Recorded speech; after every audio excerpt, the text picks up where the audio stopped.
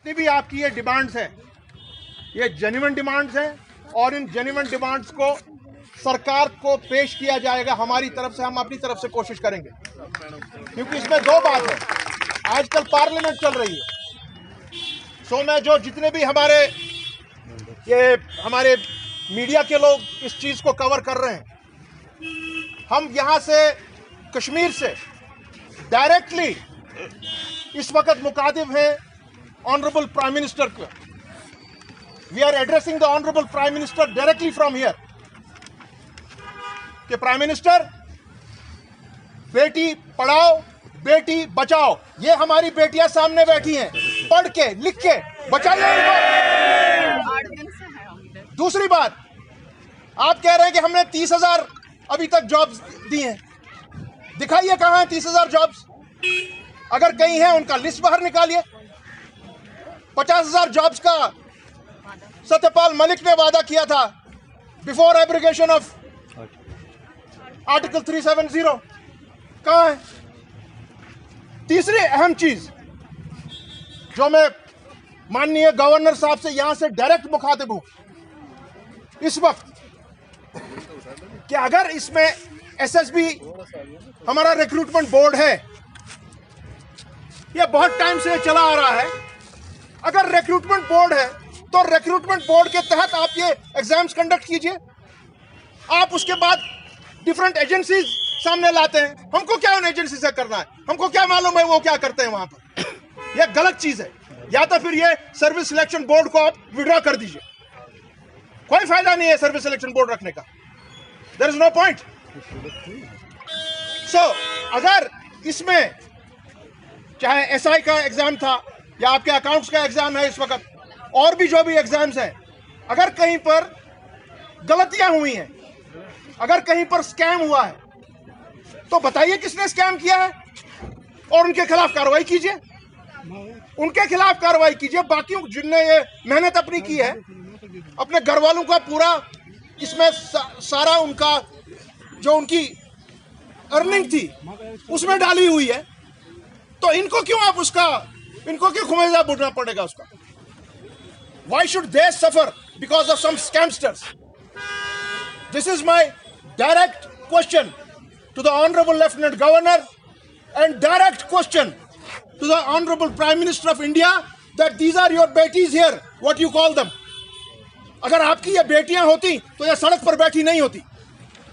सो ये नारा आप अपना बंद कीजिए, या आप अपने वादे पूरा कीजिए कि you are going to give us 50,000 jobs. Number 2, जो सर्विस सिलेक्शन बोर्ड में जो गलतियां हैं, घोटाले हैं, आपकी किसी एजेंसीज के थ्रू हुए हैं, इस चीज को बंद करें। जिसने घोटाला किया है उसको सामने लाइए,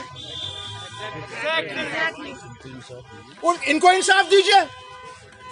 यह बात मैं कहूंगा, और मैं अपनी तमाम यहां की जो सिविल सोसाइटी है, यहां के जो पॉलिटिकल लोग हैं, उनसे मैं गुजारिश करता हूं कि सिर्फ फेसबुक पर मत आया कीजिए, सिर्फ जमा खर्च मत कीजिए ये जलसों जुलूसों में, यहां पर भी आइए और इनसे बात कीजिए, पूछिए इनका दर्द क्या है।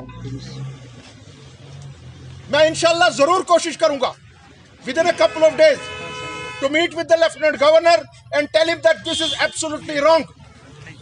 आपने 50,000 जॉब्स का गारंटी दी है, चलिए ये 900 लोग हैं, 900 फैमिलीज, पहले इन 900 को दे दीजिए, बाकी फिर देखेंगे बाकी 30 का क्या होगा। ये हमारी तरफ से होगा।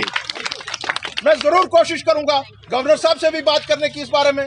मैं जरूर कोशिश करूंगा जितने भी यहाँ बाकी सिविल सोसाइटीज हैं, पॉलिटिकल लोग हैं, भाई सामने आओ। सिर्फ वोट के टाइम पे जाते हो मांगने वोट, वो नहीं चलेगा। ये हैं बैठे बच्चे, इनके माँ बाप इस वक्त झुलस रहे हैं बेचारे।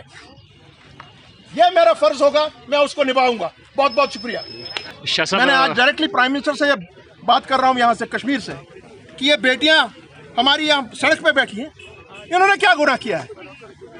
अगर ये क्वालिफाइड हैं, इन्होंने एग्जाम पास किया है सर्विस सिलेक्शन बोर्ड के थ्रू, आपकी क्या प्रॉब्लम है? किसने कोई स्कैम किया, किसने कोई घोटाला किया, पकड़िए उसको जिंदान में डाल दीजिए, मगर इनको क्यों बेचारों को? शाह साहब, आए दिन खुदकशी का रुझान यहाँ पे बढ़ रहा है, क्या आप ये समझते हैं कि खुदकशी नहीं करेंगे तो क्या करेंगे ये लोग? ये क्या आप समझ रहे हैं कि अगर इन बच्चों से नाइंसाफी हो सकती है तो इनके ख्यालात भी तब्दील हो जाएंगे? अगर कोई भी वाक़या पेश आया, जिम्मेदारी प्राइम मिनिस्टर पे होगी, जिम्मेदारी लेफ्टिनेंट गवर्नर पे होगी। They will be responsible for any untoward instance, God forbid. मेहनत करना और क्या, मेहनत करना और क्या।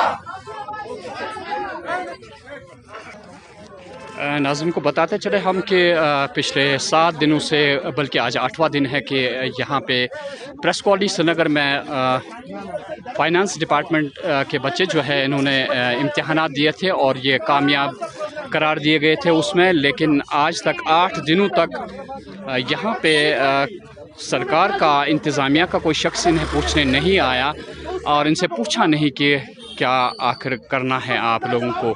तो यहाँ पे आज 8वां दिन है। हम आपको वाज़ह करना चाहते हैं कि इनका लिस्ट जो है उससे मंज़र आम पे नहीं लाया गया और उसके बाद यहाँ पे इन्होंने एहतजाज करना शुरू कर दिया। इनका कहना है कि ये इस बात के लिए बिल्कुल राज़ी है कि अगर आप इंक्वायरी करना चाहते हैं कि हम उसके लिए तैयार हैं, लेकिन हमें इसकी सज़ा क्यों दी जा रही है, ये इन स्टूडेंट्स का कहना है जो कामयाब करार दिए गए हैं। तो आज आपने देखा कि यहाँ पे मुज़फ़्फ़र शाह साहब ANC के सीनियर लीडर जो है आए, यहाँ पे इनकी थोड़ी सी आस बंधाई और इन्होंने वादा किया इनके साथ हमारा हक मानते लेफ्टिनेंट गवर्नर से वो रब्ता कायम करेंगे इनके लिए और उन्हें कम से कम उन तक ये बात पहुंचा देंगे कि इन बच्चों के साथ इंसाफ किया जाए। ये शाह साहब ने यहाँ पे इन सभी बच्चों के सामने वादा किया और हम तवक्को करते हैं कि इनका मसला जो है वो हल हो जाएगा। और 8 दिनों से ये प्रोटेस्ट जो प्रेस कॉलोनी श्रीनगर में चल रहा है ये इख्तिताम पजीर होगा। ये आप देख रहे हैं कि किस तरह मुसलसल ये एहतजाज करते आ रहे हैं और ये थके नहीं। 8 दिनों से बारिश हो या धूप, दोनों हालतों में ये प्रेस कॉलोनी में 8 दिनों से लगातार एहतजाज कर रहे हैं। मैं हाया जावेद, प्रेस कॉलोनी श्रीनगर से।